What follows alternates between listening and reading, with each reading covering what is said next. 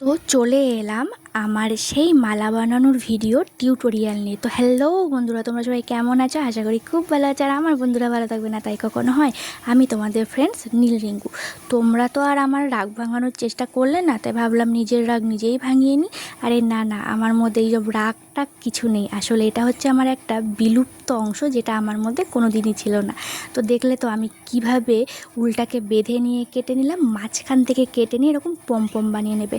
আমি কিন্তু সুতোগুলো নিয়েছিলাম 150টা। তোমরা মোটা সুতো নিও, যাতে 100টা নিলেই হয়ে যায়।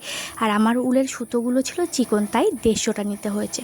তো এইভাবে ছুঁই সুতো দিয়ে যেভাবে মালা গাঁথা হয়, ঠিক সেইভাবে তোমাদের পছন্দ মতন করে তোমরা গেঁথে নেবে। আমি এভাবে গেঁথে নিয়েছি।